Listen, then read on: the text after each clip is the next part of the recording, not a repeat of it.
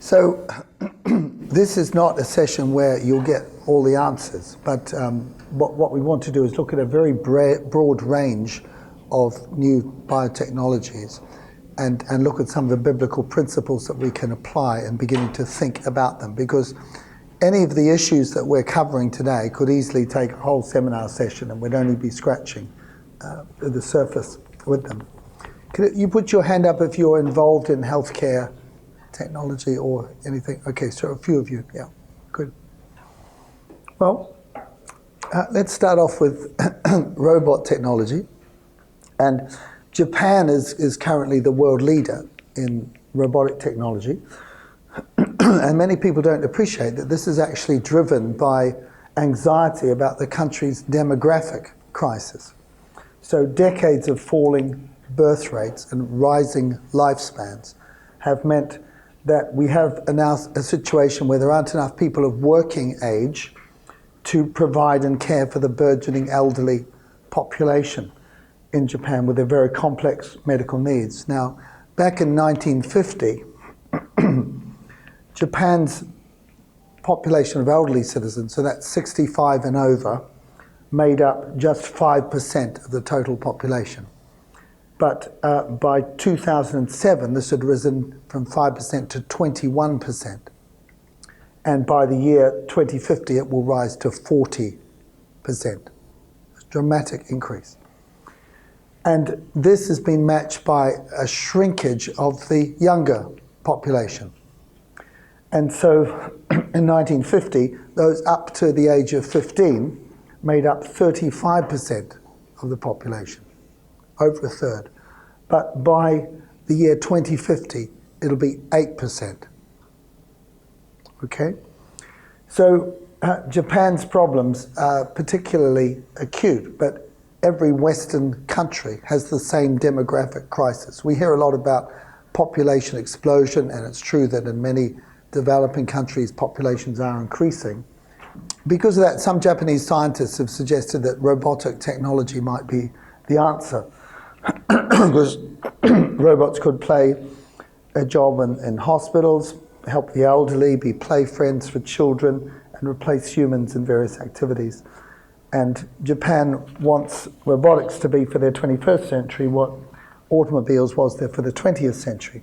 And some of the Japanese robots that have been developed are really quite astonishing in terms of what they can do in terms of so-called human characteristics. So this is a child's play robot who's reacting to the children. One of the newest Japanese robots is a female robot which has been programmed to catwalk. It can walk and talk, move its arms and legs, facial expressions driven by a whole series of motors. And so it's not inconceivable as technology improves that wealthy Japanese will be able to get robots to care for them in old age, or perhaps remind them to take their pills, or not to take their pills twice, and so on. Let me just show you a couple of videos which you can easily stream from the internet. But this shows a number of robots interacting. 你叫我姐姐啊，我叫艾诚，你叫什么呀？人家都是你的人了，当然是由你决定的了。这句话是谁教你的？你是我的人啊。So the robot, which is the one in white, in case you're wondering, is. This is Sophia, and Sophia is a social robot, and she has artificial intelligence software that we've developed at Hanson Robotics, which can process visual data. She can see people's faces. She can process conversational data, emotional data, and use all of this to form relationships with people. Hi, Sophia. Hello, Jimmy. Oh my God. Do you know where you are? Of course. I'm in New York City, and I'm on my favorite show, The Tonight Show. Can you sing?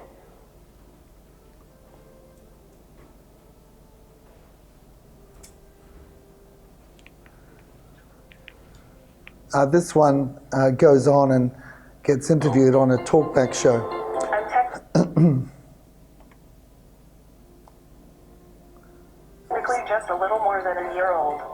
bit young to worry about romance.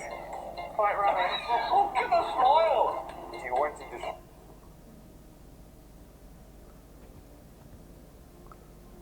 Okay, you get the idea. Yeah.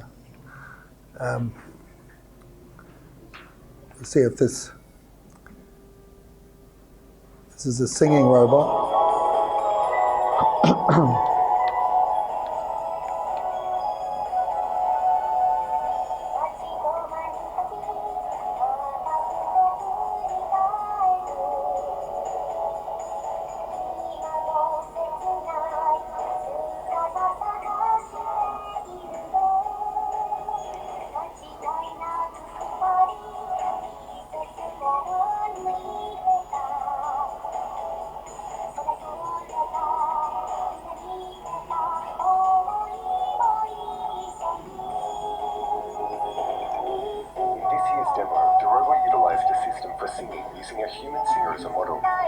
This enables it to sing with a more natural voice and expression. 2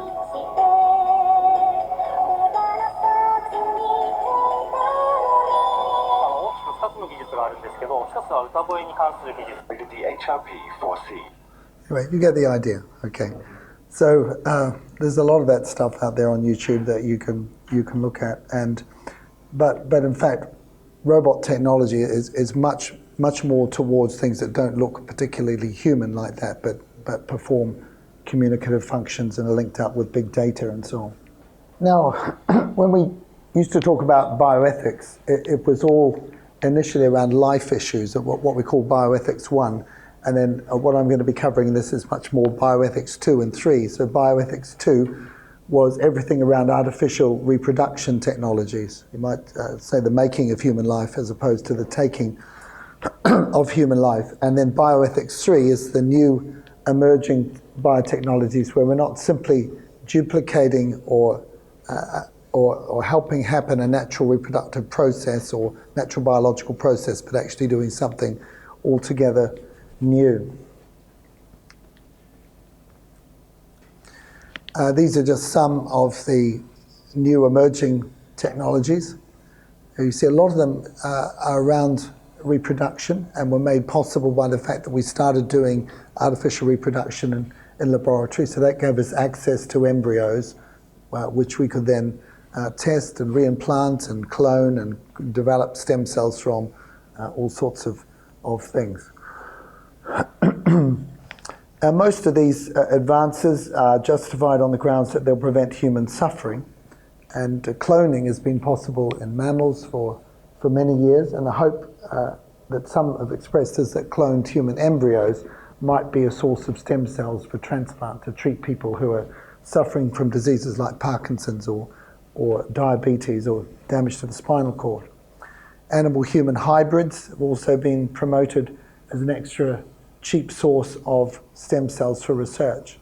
And we've been using adult stem cells for many years to treat diseases like blood conditions, leukemia, and so on. Now, advances behind in stem cell technology have also been behind the hopes that whole organs might be able to be grown in the laboratory upon templates in the years to come.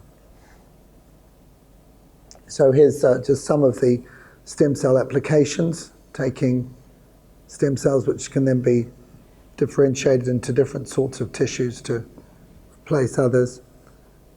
And then this is the much more controversial process involving producing cloned embryos, which are then destroyed and cannibalized for the cells that they have. So just to give you an idea of the breadth.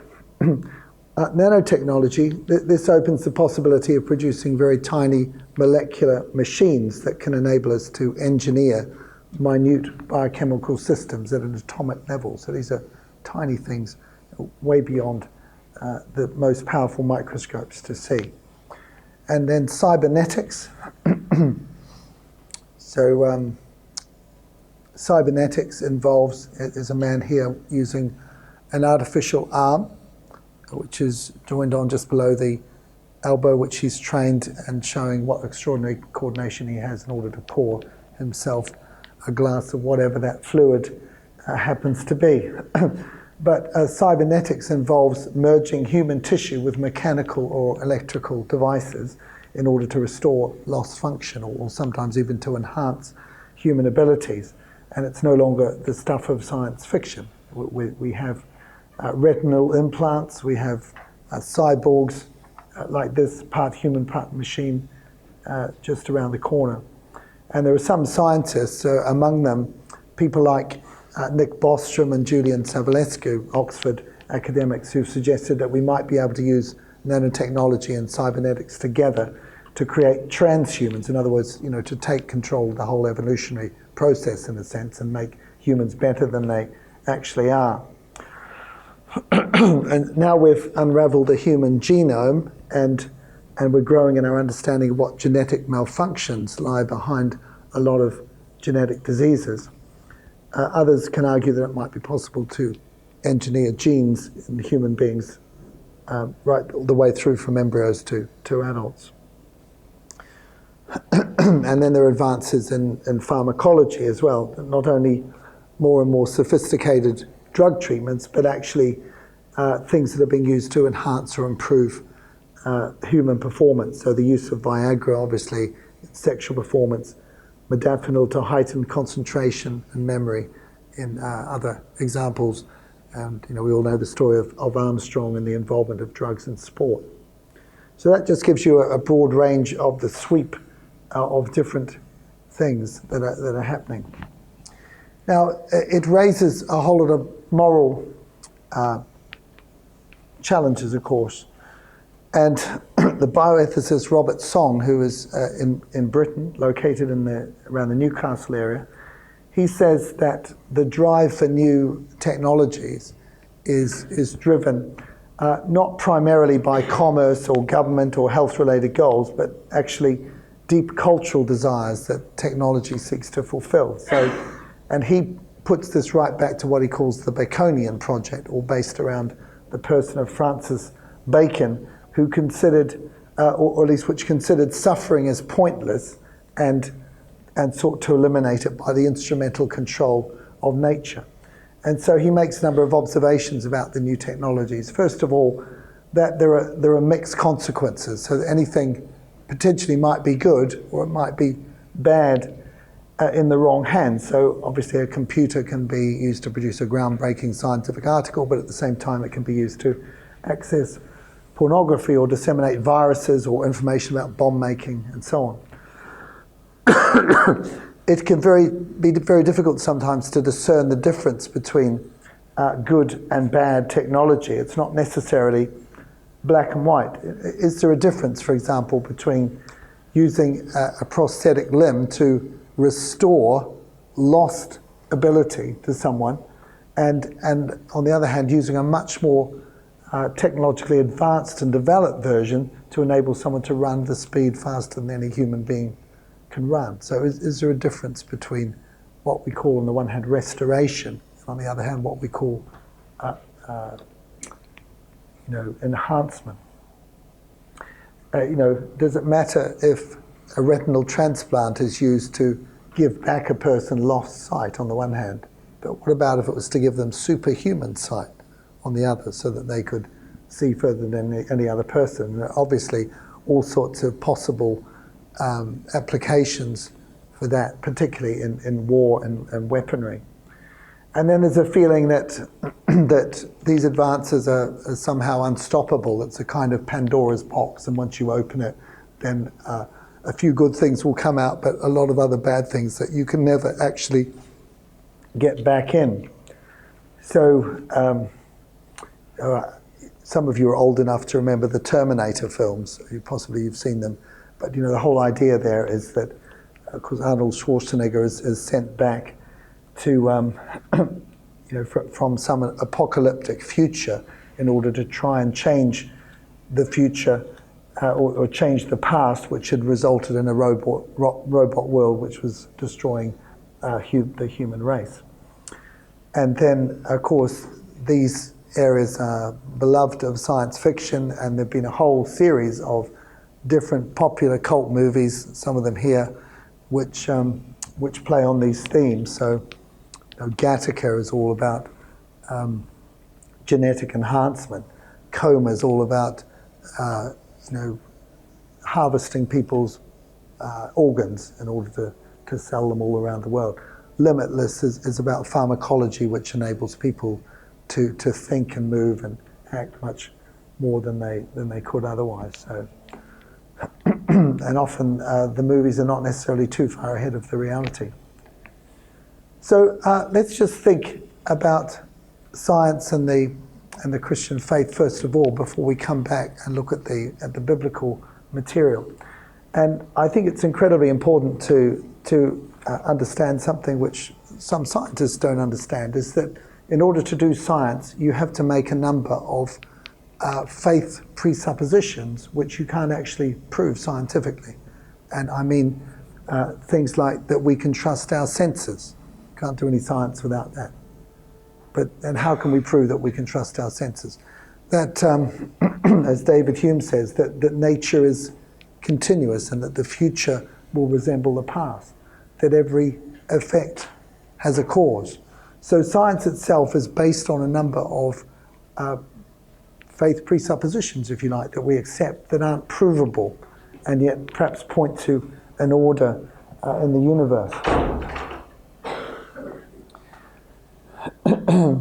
And many great scientists historically, of course, were Christian. So Francis Bacon, for example, a philosopher who's known for establishing the scientific method of inquiry based upon experimentation and inductive reasoning, or Nicholas Copernicus, who was a Polish astronomer, quite appropriate perhaps for where we are now, who described mathematically how planets orbited the sun. And we could go on and think about others, Johannes Kepler, brilliant mathematician, astronomer, Galileo Galilei, René Descartes, and so on. Many of these great names, Isaac Newton, Gregor Mendel, Robert Boyle, Michael Faraday, were people who were, if not Bible-believing Christians, they were certainly theists who believed in order in the universe. And similarly, medicine, as a branch of scientists, we'd expect many Christians to be involved in this. And in fact, if you go back and look, many of the great groundbreaking names of medicine were people who were Christian theists. And as Christians, we think, the first Christian doctor altogether was with Luke, who wrote the book of Luke and Acts. And of course, Jesus commissioned his people to preach and to heal. So you could say that the compassionate basis of medicine goes right back to the first century. But we owe a huge amount of debt to people like Edward Jenner, like Paget, Lister, Simpson, who discovered anesthetics, but when asked what his greatest discovery was, said that he was a sinner and that Christ was a saviour. Thomas Sydenham, who we'll come back to, and so on.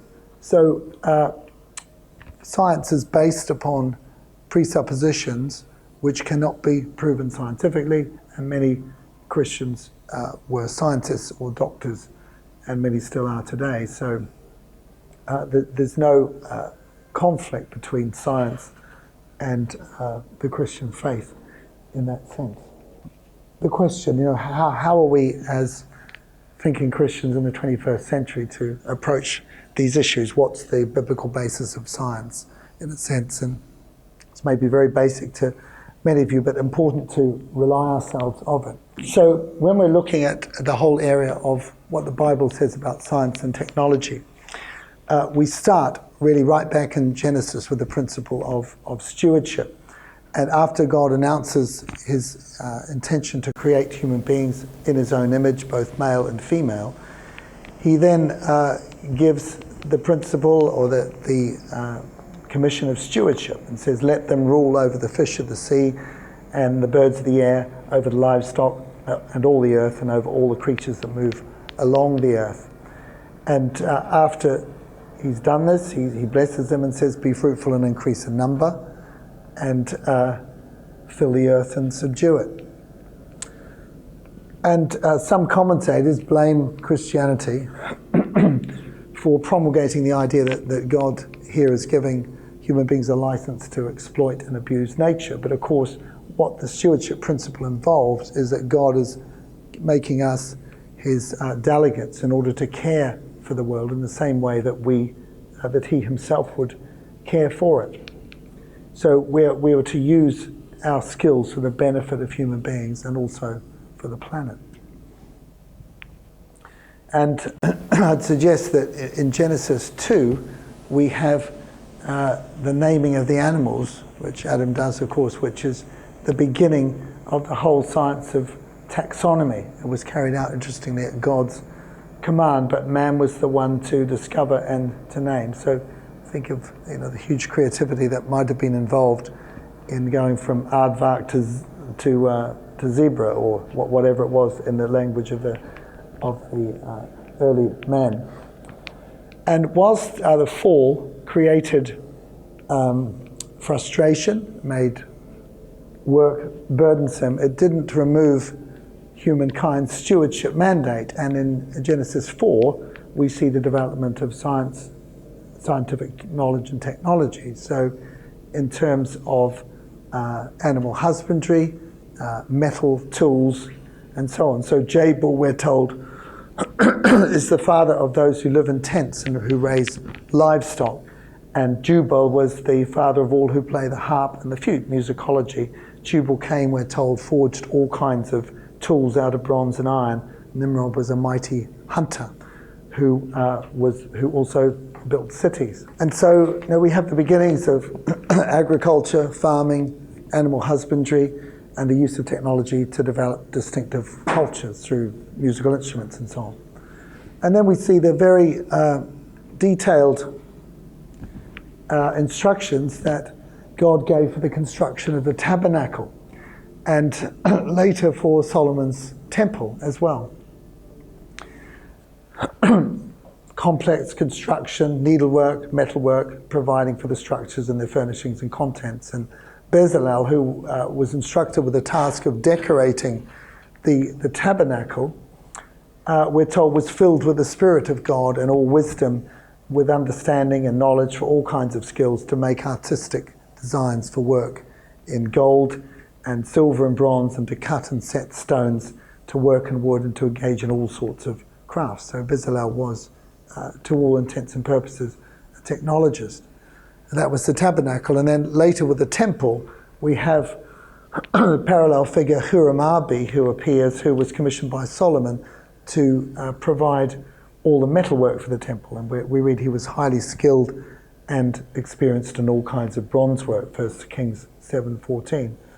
And then, of course, Solomon's acclaimed wisdom himself, which was also a gift of God, of course, included a sound knowledge of science gained from careful observation. So we read in 1 Kings 4 that he spoke about plant life, from the cedar of Lebanon to the hyssop that grows out of walls. He also spoke about animals and birds, reptiles and fish. And from all nations, people came to listen to his wisdom, sent by all the kings of the world, including, of course, the Queen of Sheba.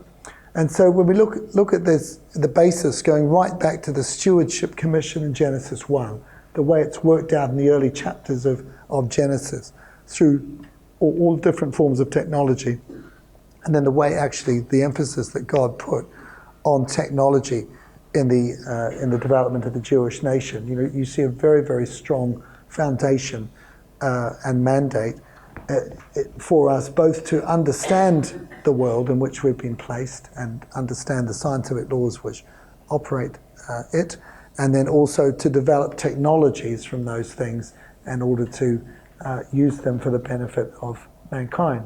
And so it's not surprising that some of the world's most famous scientists have been Christians. And C.S. Lewis explains the connection by saying that men became scientific because they expected law in nature, and they expected law in nature because they believed in a lawgiver. And that's one of the most extraordinary things about the world in which we live, is that it is rationally intelligible and operates according to laws which can be discovered by observation. Now, of course, it can also be used for wrong purposes, and doesn't mean that all God-given technology is going to be put to good use. And metal, of course, can be used to create pruning hooks, but also to make for spears and swords. And in Genesis, we read about Noah's Ark, which must have been a monumental technological exercise, which is to be an instrument of salvation. And yet just a couple of chapters later, we have the Tower of Babel, which was the exact opposite. So people use technology to build the Tower of Babel in defiance of God and to make a name for themselves and to, what we hear, avoid being scattered over the face of the whole earth.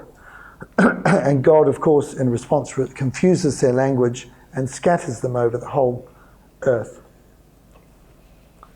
Now, in his rather illuminating book, Genetic Technologies in a Fractured Society, Pete Moore uses as a metaphor a new Tower of Babel, with technology man saying, "Come and let us build, a name for ourselves."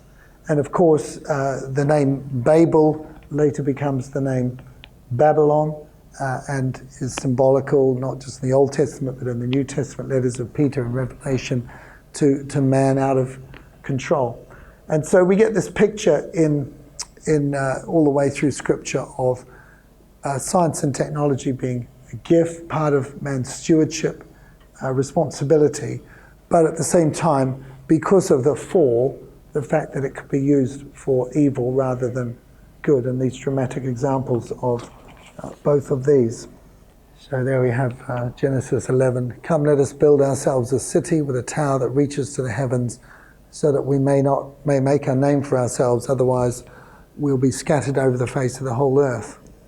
Interesting, if you don't see this in the Bible, but if you read Josephus says that the reason they built the tower was in case there was another flood, they could all escape into it. So it was a real defiance of God. Okay, so there's really setting the scene about the kind of technologies that there are, and then looking at the biblical basis of science and technology. And I want to spend really the rest of this looking at some principles that we can apply in this whole area, one by one. So, first of all, and these just following the order of your handout, which I realized, as you can see, was slightly different than the order of the papers that I had. But first of all, be like the men of Issachar. We read about these in 1 Corinthians 12, where they're going through all the tribes of Israel and saying something about them at the time of David. And we hear about the men of Issachar who understood the times and who knew what to do. And I think that's a great challenge to us. John Stott used to talk about Christians being double listeners, who are listening to the world on the one hand and the word on the other, and bringing them together, or bring the internet and Bible gateway together, if you like. So we need to be people who are both aware of what's happening and its ramifications, but also applying principles of Scripture to it. Secondly, when we're looking in the whole area of ethics, we need to be, I think, suspicious and critical of the various secular perspectives. Now, bioethics is a massively growing field, especially over the last 3 or 4 decades or so. And there are lots of different ethical systems, as you might imagine, that have been developed by secularists based on historical models, which people employ to decide whether something is right and wrong. And there are 3 essential different systems, and we haven't got time to go in these in great detail. But first of all, you have consequentialist or consequence-based systems, and that tends to go back to David Hume, the Scottish philosopher who's been associated with that. And the idea, can I have a glass of water? Sorry, are you free? Yeah, thanks. The idea behind consequentialism is that you judge an action right or wrong on the basis of its consequences, time. Of course, you can only do that after the event. And that's one of the problems with consequentialism, is that often the consequences of an action might not be evident for months or years or even decades after it happens. Also, consequentialism tends to ignore the important difference between ends and means, doing the right thing for the wrong reason. And then there's deontological-based systems, which the philosopher that's associated with this is John Stuart Mill. And the idea here is that you start from another number of rules. So deon is not God, but rule-based systems. And these have become very popular in recent years in bioethics. And the system that's most commonly used now is one that was being lovingly referred to as the Georgetown Mantra, because it came out of Georgetown University in Washington, D.C. And it's based on 4 principles developed by 2 philosophers or ethicists known as Beecham and Childress. And they said you can decide what's right or wrong in any given bioethics situation by applying these 4 principles. And the 4 principles are, first of all, beneficence, so doing good. No one would argue with that. Secondly, non-maleficence, which means not doing bad. And then, thirdly, justice, so being fair, if you like. And then fourthly, autonomy, respecting free will. Now the problem is that, and there are whole textbooks based on applying these principles, the whole problem is that, first of all, no one's really agreed what these principles actually mean. So you ask 2 people, different people, what is good and what is bad, and they'll come up with different perspectives. I mean, just think of the areas of life ethics or sexual ethics, for example, to see how that works. The second problem is that these broad principles inevitably conflict with each other. So what do you do in that case? Which one takes precedence? And as you can imagine, in a secular world, the one that tends to trump everything else is the principle of autonomy or free will. And then there's another fundamental question, and that's if we have these duties, who do we owe them to? So the question, who is it that constitutes a person to whom we owe these duties? And there's great argument about that too, because some philosophers and ethicists are telling us that embryos or fetuses, for example, aren't persons, or that people with dementia are not fully persons, or they're ex-persons.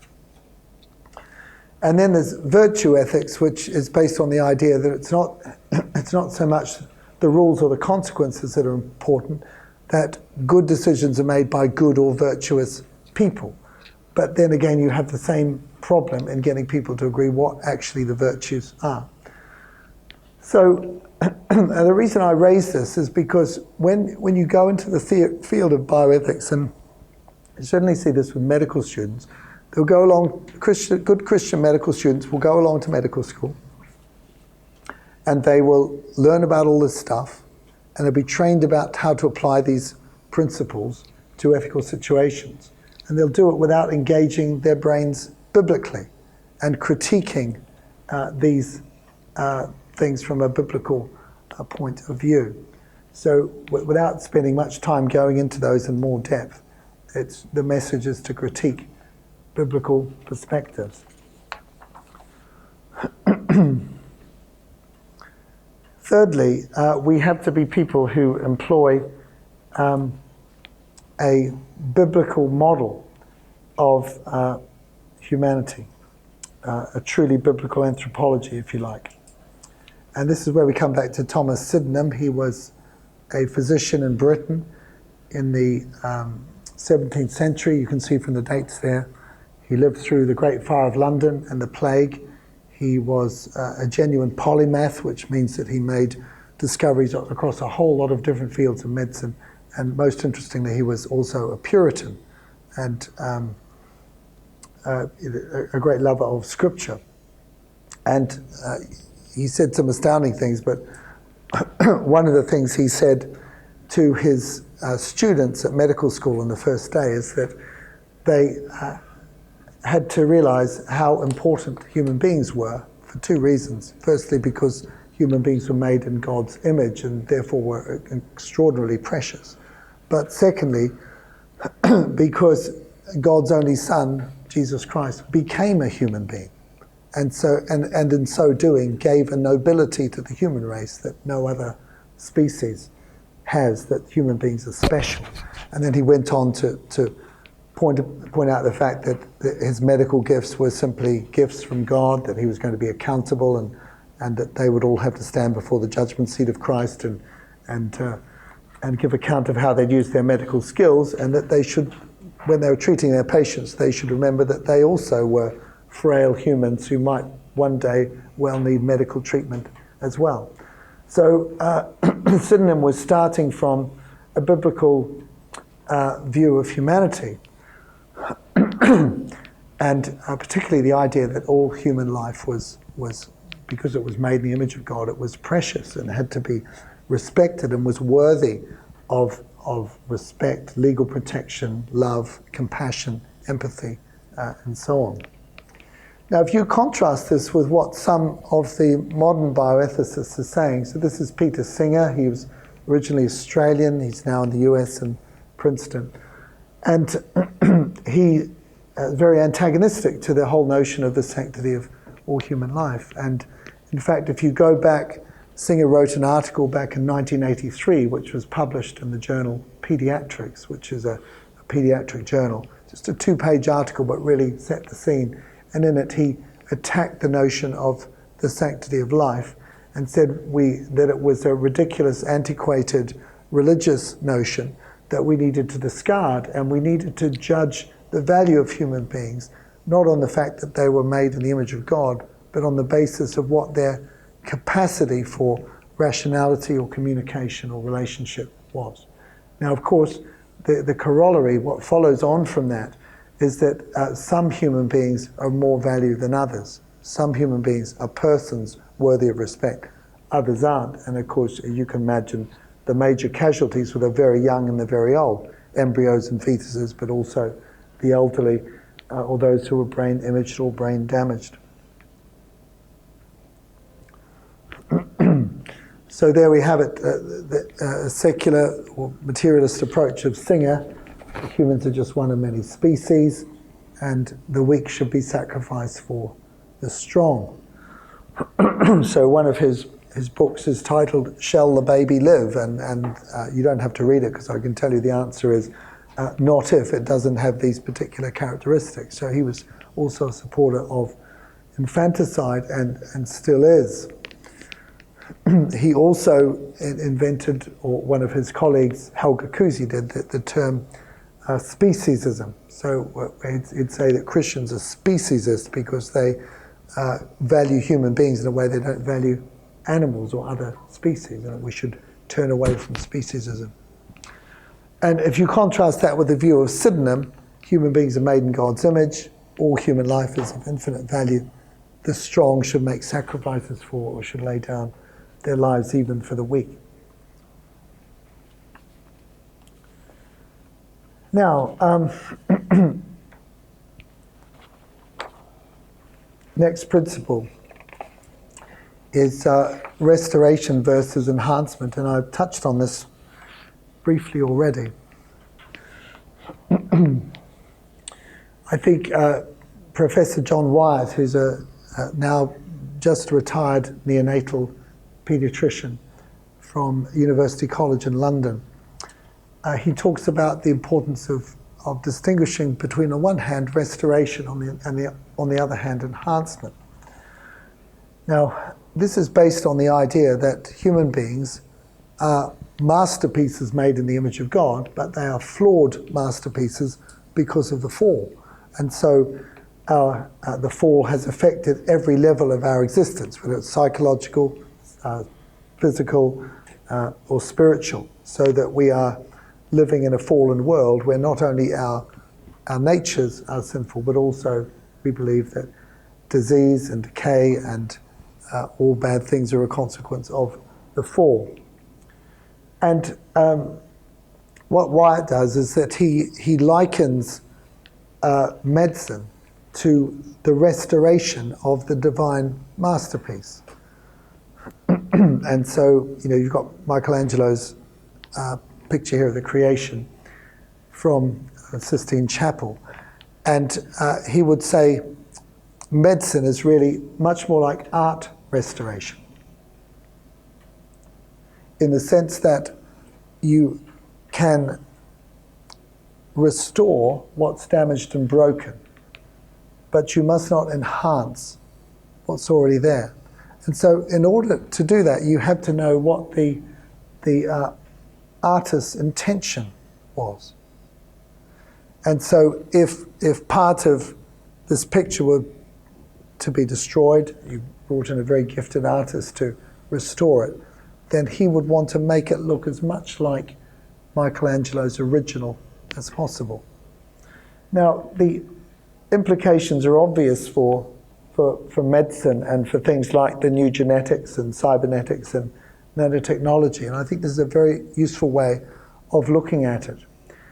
There is a difference, sometimes difficult to judge exactly, but there's a difference between restoration, restoring the image, and enhancement. And it might not be possible to restore, for example, a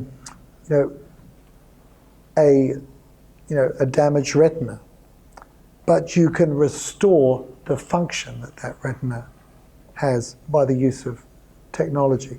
In the same way, it may not be possible to restore a damaged limb, but you can restore that with technology. And do you see the difference here? I think it's a very useful principle. Now, just think about one application. Perhaps come back to this in questions, but a three-parent embryo.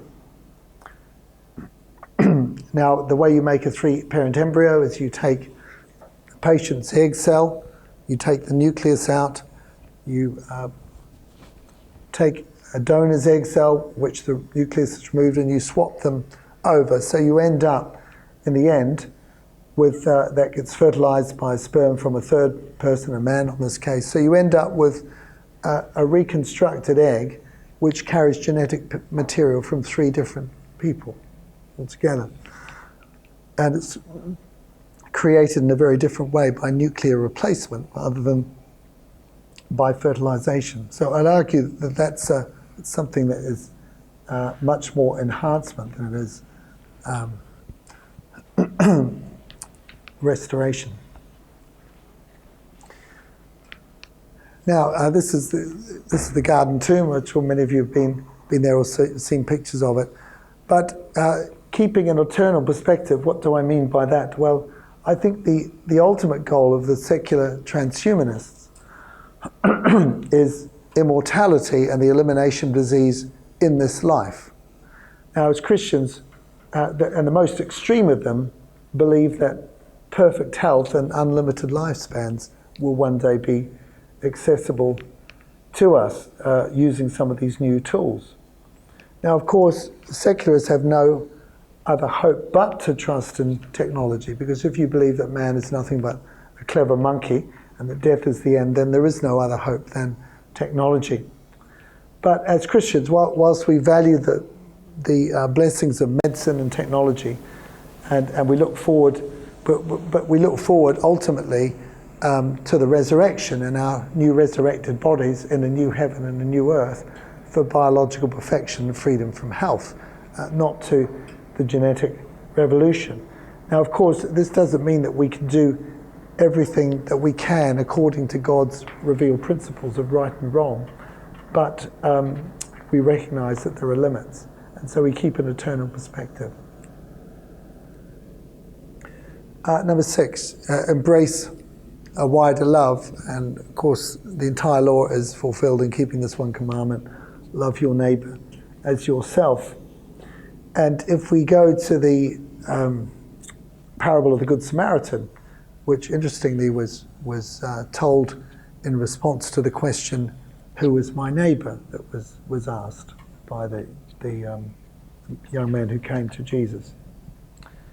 And in telling the parable, Jesus demonstrated that the answer went way, way beyond the scope of neighbor envisaged by the expert in the law, and that what he really needed to do was not so much understand who his neighbor was, but to be a neighbor. And that involved crossing boundaries into another culture, another community, and helping someone with whom he had actually no relationship at all, and helping them at considerable cost, coming from a group that he despised. And so the Jews were tempted perhaps to apply the principle of what has been called universal otherhood. Now what I mean by that is that you have a responsibility and duty of care to those who are within your own Jewish community, but not to anybody outside. So mirrored perhaps in the fact that they could lend money at interest to foreigners, but not to their own members. So universal otherhood, if you like. But what Jesus was teaching by contrast, and going way beyond that to the very principle of love that underlay it, was the principle of universal brotherhood. So every single human being is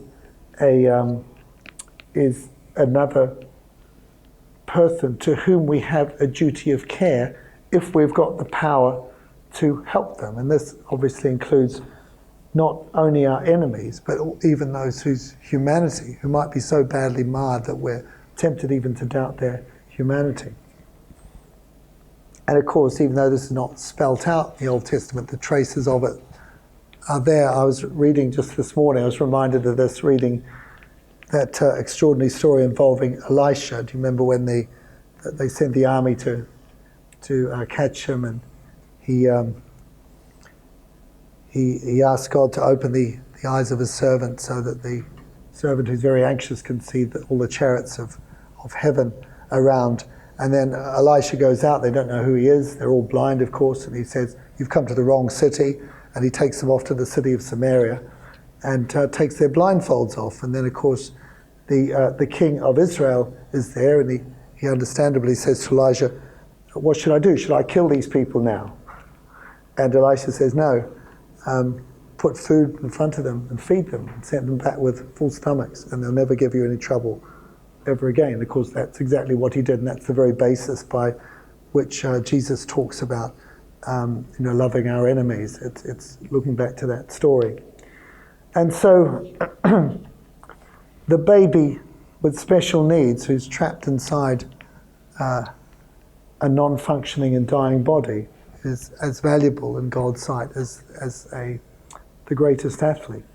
The blastocyst, the early embryo in a petri dish, is as important as the colleague in the laboratory who lends us a pen, and the person in persistent vegetative state on a on a ventilator is as important as a member of the intensive care team who's looking after them.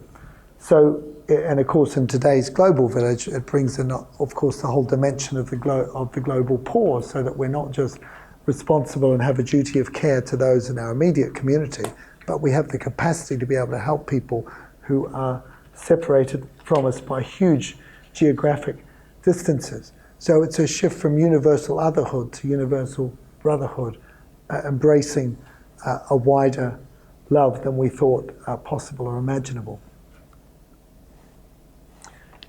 Next one is about ends and means.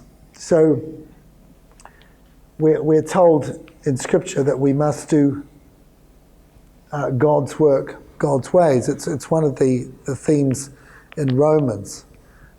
Is it Romans 3:8 I'm thinking of in particular? And it can be very tempting to dispense with biblical principles such as the sanctity of life if you're trying to find solutions to some of the vexing problems we face in medicine and society. So a very early example of that, but this was an ends and means question. Pope Innocent VIII, who sank into a coma, and they didn't know very much about the causes of coma in those days because they felt that a blood transfusion would have helped, and which it would certainly have not done. But they brought the blood of 3 boys and infused it, not into a vein but through his mouth, because they didn't understand about circulation. And the boys were 10 years old, and not only did the Pope die, but all 3 children died. And we look back at this historically and say that it's probably the only medical procedure that's ever been carried out that had a 400% mortality. Because not only was the patient, but the 3 donors all died in the process as well. Now, of course, the principle here is, let's say that it was the 21st century, that they'd all been cross-matched properly, that he was properly exsanguinating and a blood transfusion would have saved him, and that he needed the blood of 3 youths, and they were the only ones available, and he needed an awful lot of blood so that they had to be exsanguinated. So even if it was possible, we wouldn't say that it was justifiable to kill 3 10-year-olds in order to save the life of 1 pope. Why? Well, because the end does not justify the means, and you cannot do evil in order that good may come about. That's what Romans 3:8 is all about. And the reason that's important is that you can have a good aim, but go about achieving it by unethical means. To use some more extreme examples, perhaps, during the Nazi Holocaust, the Nazis virtually eradicated tuberculosis, and the way they did that was they had a thing called the SS X-ray battalion, and they would X-ray people who had TB. They shot them. Now, we'd say that the eradication of TB was a very good thing, but the means were diabolical. So the end, a good end, doesn't justify the means. Pol Pot did the same thing when he eradicated leprosy from Kampuchea in the same way. Just rounded up the lepers, shot them, and so they were no longer contagious, and there was no longer any leprosy. Now, those are all extreme examples, but if you think of a more modern example, it has profound implications for what we do with in the whole area of organ transplant. Now, in Belgium currently, they're carrying out a practice which has become known as organ transplant euthanasia, which means that someone wants to end their life. You say, well, that's great, but in the process, you've got some organs that could help other people, so let's make sure that we carry out the euthanasia in hospital and not at home, so that we can harvest the organs while you're still alive and then give you the lethal injection afterwards. Well, I think that should raise big ethical alarm bells for people. But think in the same way that the whole idea of harvesting tissue from embryos or from fetuses in a way that results in the death of those people, or using so-called donor siblings in a way that imperils their health. So that's the principle of ends and means. This is one of the arguments that comes behind a lot of genetic or embryo research, is that it's essential because it will save lives, and it ends up taking lives in the process. And then finally, keeping Christ's cross central. So all I'm giving you here is a number of principles to apply as you think across this vast range of biotechnologies. And this is my favorite painting of the crucifixion. It's Salvador Dali's St. John of the Cross. And the reason I love this, there are several versions of it actually in various art galleries. There's one in Glasgow which is huge. It's about twice the height of this building. And the reason I love this picture so much, it's not anatomically accurate because the nails go through the hands rather than between the radius and ulna and the forearm, which is where they would have gone. And but we see a Christ here who is looking down upon the world, and it's a picture of costly involvement in the world. So he's he's looking down on the world that he's given, and he's suffering on the cross for the redemption of this world. And it's the exact opposite of, you think of Buddhism, you think of the pictures of the Buddha you see. The exact opposite of costly involvement. It's detached uninvolvement, uninvolved attachment, self-absorption, if you like. But of course, we're asked to carry the cross and walk in the footsteps of Christ. And I think there are two elements to that. The first is that we have to be willing to stand up for Christian values in the face of hostility and put the case, and that can be costly in terms of what it means for us.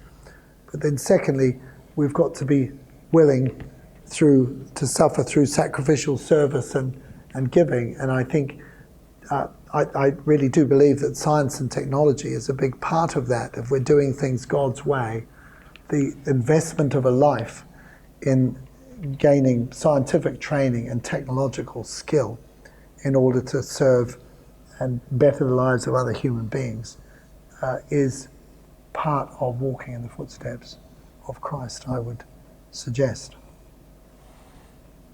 Bearing one another's burdens, as Galatians 6:2 says. So, okay, thank you very much for coming. I hope that's been helpful.